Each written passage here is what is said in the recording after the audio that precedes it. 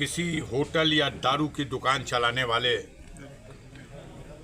मालिक या उसके बेटे को उसके प्रतिष्ठान पर ही चढ़ करके गोलियों से भूज दिया गया। हौसला बुलंद अपराधियों ने कानून व्यवस्था को इतनी बड़ी चुनौती दी और अफसोस होता है मीडिया के भाइयों पर भी कि आप विज्ञप्ति लेते हो और प्रशासनिक विज्ञप्ति आ रही है कि कप्तान साहब ने कहा है कहीं भी छुपे होंगे छोड़ेंगे नहीं। सूबे का मुख्यमंत्री दावा करता है कि हमने कानून व्यवस्था चाक चौबंद बना दी है, कहीं परिंदा पर नहीं मार रहा है। पर मारना तो छोड़िए, क्या मार के चला गया। असंसदीय भाषा नहीं, ये गोली मार के जो जा रहा है ये कानून व्यवस्था का डंका बजाने वालों के मुंह पे थूक रहा है। आए दिन घटनाएं हो रही।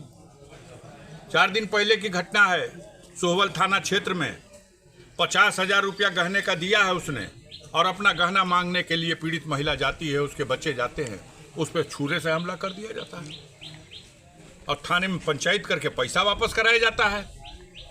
इतनी बड़ी घटना पे पर्दा डाला जाता है। बगल में ही चाणीपुर गांव है, एक निरीह व्यक्ति को दौड़ा करके लाइसेंसी शस्त्र से गोली मार दी जाती है। नामजद मुलजिम थाने ला करके भी छोड़ दिया जाता है। ऐसा दुरुपयोग इससे पहले तो कभी नहीं देखा गया, लेकिन आम जनता उब चुकी है। हमारे मुख्यमंत्री सूबे के कल मऊ आए थे। भाषण जो आप लोगों ने रिले किया, आम जनता सुन के हंस रही है कि क्या बोल के गए। ये तो गली में सड़क में घूमने वाले छठे किस्म के गुंडे जो भाषा बोलते हैं उस भाषा को आप बोल रहे हैं। आप इस सवाल पर नहीं बोल रहे हैं कि बिजली की जो दुर्दशा है इसका कैसे समाधान होगा। आप इस विषय पर नहीं बोल रहे हैं कि पेट्रोल और डीजल के लगातार दाम बढ़ रहे हैं, इसका क्या होगा। आप इस विषय पे भी नहीं बोल रहे हैं कि डॉलर के मुकाबले रुपया लगातार औकात गिरती जा रही है, अब सेंचुरी होने जा रही है। आप इस विषय पे नहीं बोलते हैं कि किसानों को खाद नहीं मिल रही है, पानी समय पे नहीं मिल रहा है, ट्रांसफार्मर गांवों में जल जा रहे हैं। इस भीषण गर्मी में महीनों बीत जा रहा है, उनको ट्रांसफार्मर नहीं मिल रहा है। हर तरफ हाहाकार मचा हुआ है और जनता के सरोकार से जुड़ी हुई समस्या पे बात न करके अनाप शनाप उल्टा सीधा अब क्या बोलते हो भाई। शर्म आनी चाहिए। धरती पर 4 ही पीठ है शंकराचार्य लोगों की। आदि शंकराचार्य ने 4 पीठ की स्थापना की, उसमें से एक पीठ के शंकराचार्य अभिमुक्तेश्वरानंद जी ने आह्वान किया कि गाय को राष्ट्रमाता का दर्जा दीजिए और प्रतिबंधित कीजिए गाय को, और जो बीफ कंपनियों को लाइसेंस दे रखा है भारत सरकार ने और प्रदेश में भी, उन कारोबार को बंद करिए। सड़क पर गौ हत्या के नाम पर उत्तेजना फैला करके निरीह लोगों की हत्या कराई जा रही है और कारखानों में हजारों लाखों गाय काट करके हमने विश्व में रिकॉर्ड स्थापित किया। भारत दुनिया का सबसे ज्यादा बीफ का एक्सपोर्टर बन गया, ब्राजील दूसरे नंबर पर चला गया।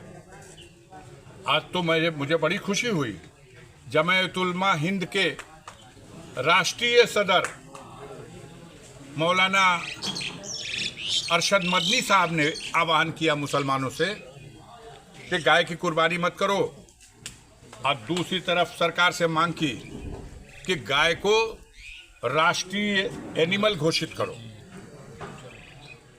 ये मामूली बात है। मुसलमान ईदगाह में हाथ उठा के चिल्ला रहा है कि गाय को राष्ट्रीय एनिमल घोषित कर दो। यह बेईमान जो धर्म के नाम पर नफरत परोस करके समाज को बांट रहे हैं गाय के नाम पर, इनको शर्म नहीं आती? क्यों नहीं बोलते इस सवाल पर कि किस स्थिति में आप गाय को राष्ट्रीय एनिमल घोषित करेंगे, गाय कटने पर पूर्ण प्रतिबंध लगाएंगे। मैंने तो पहला सांसद हूं जिसने ये बयान दिया था और मैंने अभिमुक्तेश्वरानंद जी के प्रस्ताव का समर्थन किया था।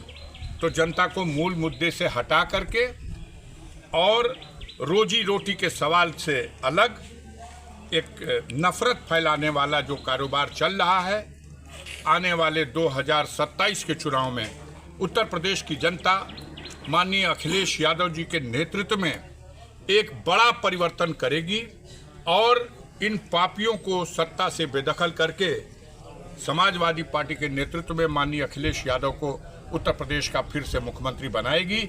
ऐसी उम्मीद, ऐसा हौसला, ऐसा संकल्प लेकर के समाजवादी पार्टी का एक एक कार्यकर्ता और समाज का हर कमजोर कमेरा व्यक्ति, शोषित, पीड़ित, अल्पसंख्यक सब एकजुट होकर के इस लड़ाई में सब एक साथ देंगे। सांसद जी, 27 में लोग विधानसभा के चुनाव में पीडी की जब सरकार बनेगी तो क्या उत्पीड़न का हिसाब लिया जाएगा? ये बार बार मेरे राष्ट्रीय अध्यक्ष जी ने भी कहा है, गुनाहों का हिसाब होता है।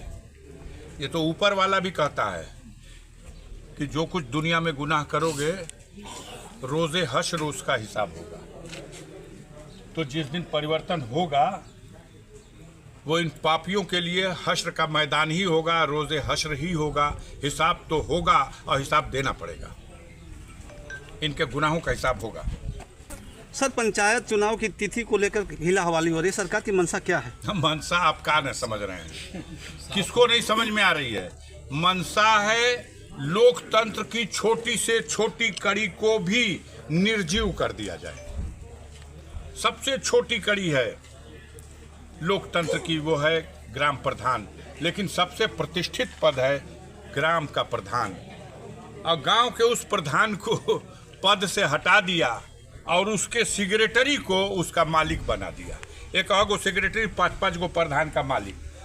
लूट मची है, सरकारी धन का दुरुपयोग होगा। आगे चल के इनकी मंशा यह है कि ये नॉमिनेट कर देंगे।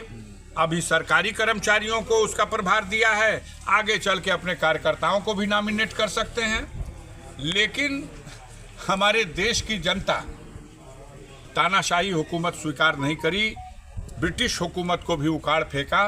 समय लगा था, उखाड़ फेंका, और इनकी भी तानाशाही को स्वीकार नहीं करेगी और उखाड़ फेंकेगी। ये ऐसा मेरी उम्मीद है, मेरी कल्पना है और ऐसा मेरा संकल्प है।